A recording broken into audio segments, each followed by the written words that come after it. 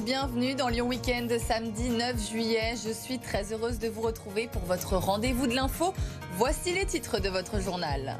Samedi, noir sur les routes du département dans le sens des départs. Ça y est, premier week-end des vacances d'été. Bison Futé prévoit un trafic saturé jusqu'à 19h sur l'autoroute A7 entre Lyon et Orange. Journée de la police nationale ce samedi. Pour cette occasion, l'hôtel de police de Montluc dans le 3e arrondissement de Lyon a ouvert ses portes au public ce vendredi. Au programme, fausse interpellation, ateliers et découverte des différents métiers. Premier match de préparation pour l'OL ce soir avant la reprise de la Ligue 1 début août. Les Lyonnais se déplacent à Bourg-en-Bresse. Une rencontre prévue sans Corentin Tolisso qui a ressenti une fatigue musculaire au mollet gauche.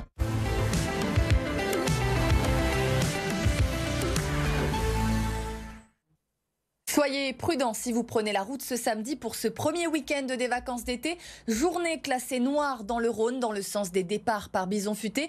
Il va falloir s'armer de patience. Notre journaliste Laurent Canonico est à Solèze, sur l'autoroute A7 pour BFM Lyon.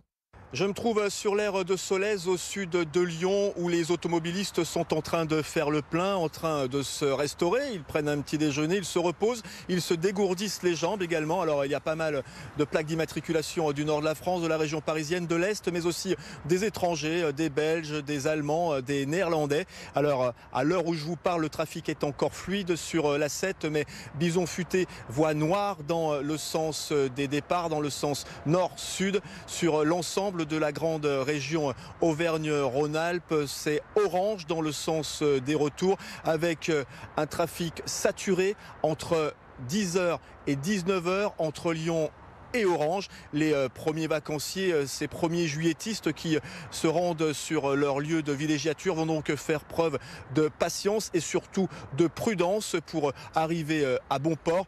Demain, journée compliquée également à Lyon, notamment entre 17 et 20h.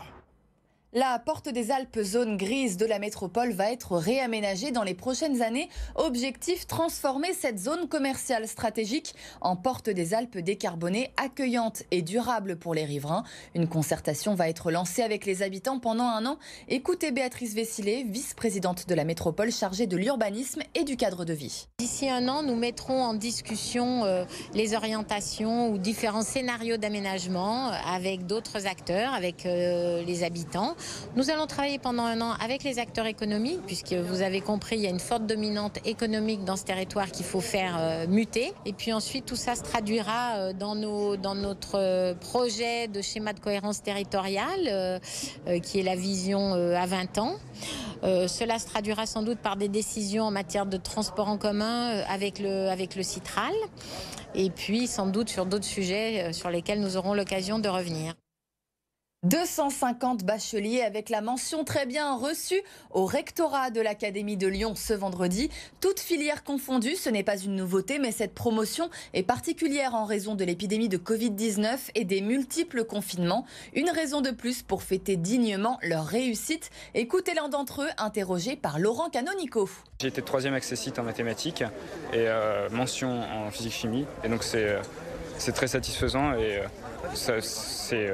c'est un résultat qui est quand même très honorifique et c'est une reconnaissance et puis ça me plaît, ça me motive pour faire encore des mathématiques et encore de la physique-chimie dans le futur et toujours essayer de me parfaire et de faire des choses qui me plaisent. L'année prochaine, je rentre en classe préparatoire, donc je vais faire des mathématiques, de la physique-chimie et je me destine plutôt à aller dans une école d'ingénieur pour me tourner après, soit vers le métier d'ingénieur justement, plutôt en mathématiques, en informatique, ces domaines-là m'intéressent, ou alors plutôt aller vers la recherche et poursuivre par une thèse éventuellement. La police nationale célébrée chaque année le 9 juillet. Pour cette occasion, l'hôtel de police de Montluc, dans le 3e arrondissement de Lyon, a ouvert ses portes au public hier. Intervention de police, ateliers et découverte des différents métiers de la police. Mathilde Couvillère-Flornoy.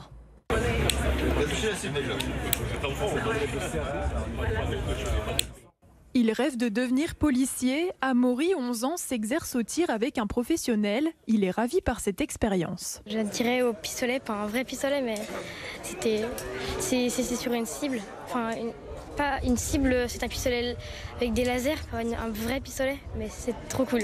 À l'occasion de la journée de la police nationale, les policiers de Montluc ont pu faire découvrir aux visiteurs plusieurs facettes de leur travail. Au programme, fausse interpellation avec intervention canine, atelier de réanimation, tir au pistolet, mais aussi menottes, un atelier qui en attire plus d'un. La technicité qu'on leur montre, c'est une technicité très simple et ils ont tout de suite la question de savoir qu'est-ce qui se passe quand l'individu se laisse moins faire. Donc on vient sur des petites démonstrations un peu plus techniques et le but c'est de les faire participer aussi pour qu'ils puissent comprendre qu'est-ce que c'est de menotter et puis la difficulté qu'on peut rencontrer sur un individu qui ne se laisse pas faire. Mais au cœur de cette journée, surtout de la pédagogie. Des retours positifs qui viennent se renseigner sur déjà les différents métiers, puisque parmi les différentes démonstrations, les visiteurs s'aperçoivent qu'il y a finalement pas mal de métiers au sein de la police nationale. Donc ils viennent se renseigner sur les différents métiers qui peuvent exister et également comment faire pour rentrer chez nous. Donc les différents concours, les différentes possibilités de rentrer chez nous.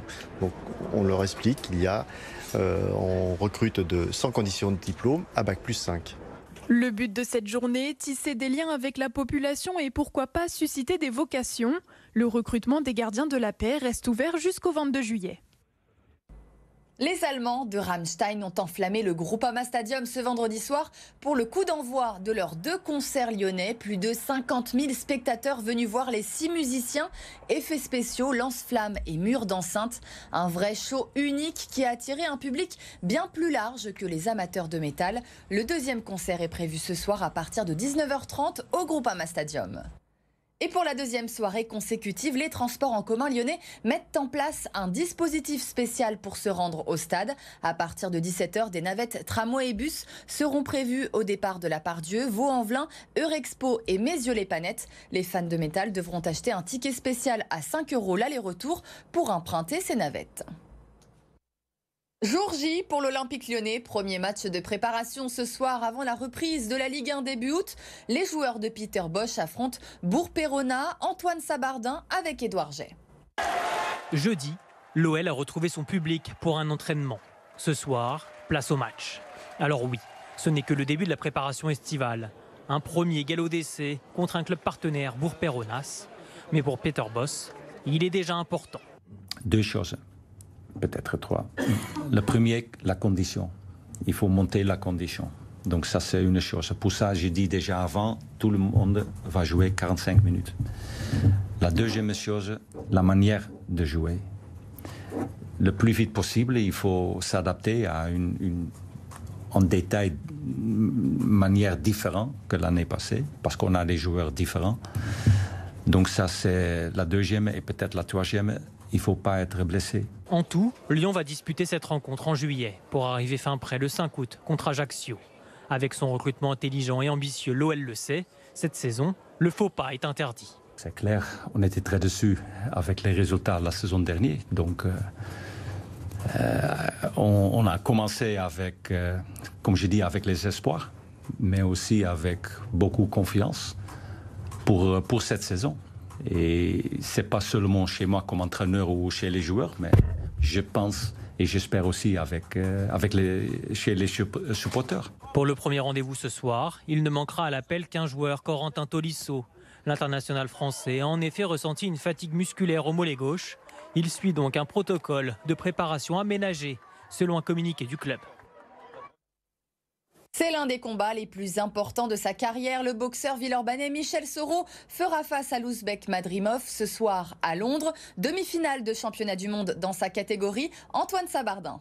He fights out of Lyon, France, by way of the Côte d'Ivoire. Here's the WBA Gold World Super Welterweight Champion, Michel Soro.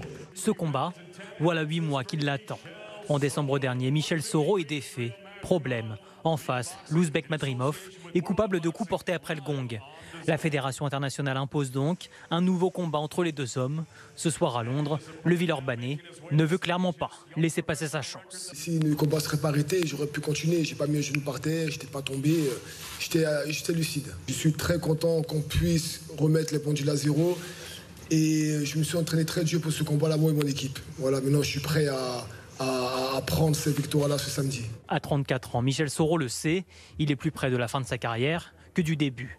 Celui qui a commencé la boxe à 16 ans, possède un joli palmarès. Son revers de décembre dernier n'était que le 3e en 39 combats. Lors des 2 précédents, il s'est tout de suite relevé. Que je gagne ou que je perde, voilà, je pense que moi, je suis quelqu'un qui j'aime performer. C'est-à-dire que ce qui m'arrive de bien ou de mal, pour moi, c'est de l'apprentissage. Voilà. Tant que je n'ai pas atteint mon objectif, je ne lâche pas l'affaire. Son objectif ultime, conquérir les 4 ceintures de sa catégorie, Super Welter. En cas de succès ce soir, il ne serait plus qu'à une marche de son rêve.